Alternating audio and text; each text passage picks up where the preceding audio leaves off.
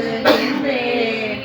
பூம்புகழூர் மேவிய புண்ணியனே, பொறிவுரையாய் உன்னடிக்கே போதுகின்றேன். பூம்புகழூர் மேவிய புண்ணியனே, பொறிவுரையாய் உன்னடிக்கே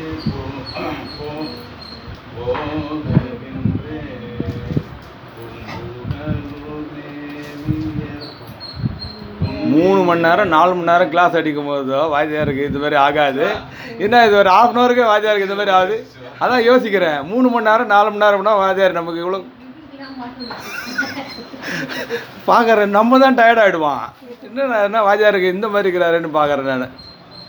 தண்ணி கொடுங்க சார்.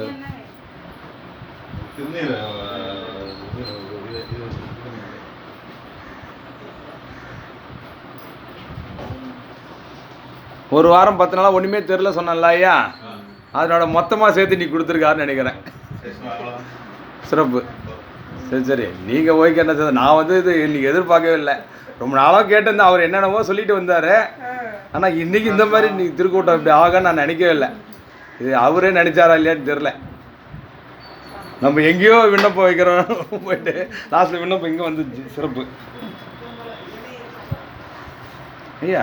போனீங்க விபூதி வைக்கிறேன்னு சொல்லிட்டு போனீங்க, வைங்க அவர் கையில். அவர் தான் நமக்கு பொருள் சொல்கிறவருக்கு சொல்லியிருப்பாங்கல்லவா. சொல்லியாச்சுவா, சொல்லிக்கிறீங்களா ஐயா கிட்ட? சரி. நம்ம 12 திருமுறைக்கும் A to Z பெரிய பையில் அவர் தான் இன்றைக்கி உலகத்துலேயே. இப்போ இந்த போன நூற்றாண்டு கதையை விட்டுருங்க, இந்த நூற்றாண்டில் இப்போ அவர் தான். ஏன்னா சிவா, இதெல்லாம் வந்து நான் என் வாழ்க்கையில் இன்னொரு மேலே எண்ணி கிடைக்க பாருங்க. ஐயா கிட்ட 2 வருஷமாக கேட்டு, 1.5 வருஷமாக கேட்டு நானும் எதிர்பார்க்கல. விட்டுருங்க அது விட்டுருங்க சிவா. இன்றைக்கி என்ன இப்போ இத்தனை ட்ரெஸ்லாம் எதுக்கு வந்துட்டே தெரில, இதுக்கு தான் வந்துக்கிறா போகுது. ஏய் சிவா, இதெல்லாம் எனக்கே தெரில இன்றைக்கி எதுனால வந்ததுன்னு எனக்கே தெரில. ஸோ அம்மாவுக்கு அந்த அம்மாவுக்கு முதல்ல சரி. இது மாதிரி தெரிஞ்சிருந்தேன்னா உள்ளெல்லாம் பறிச்சுக்கிறது அடிச்சு. இப்போ எனக்கு ஒன்றுமே நம்ம எதுவும் நினச்சி வந்தேன். நான் தான் சைலண்ட்டாக உங்களை மட்டும் அப்படின்னு நினச்சேன். அப்புறம் பார்த்து திருக்கூட்டமா அப்படியே பார்த்தேன், நீங்களாம் அங்கே போயிருப்பீங்கன்னு நினச்சேன். அப்புறமா பார்த்தா எல்லாம் எனக்கு காலையில் டைட்டாக எனக்கு வேலை.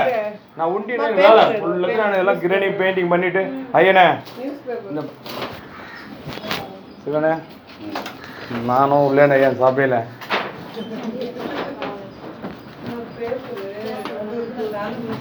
பேப்பருக்கு தரேன்.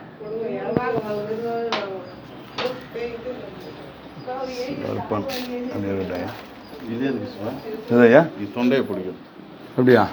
எனக்கு அது தெரியாது. எனக்கு என்ன பண்ணணும்னு தோணலை, அதனால என்னமோ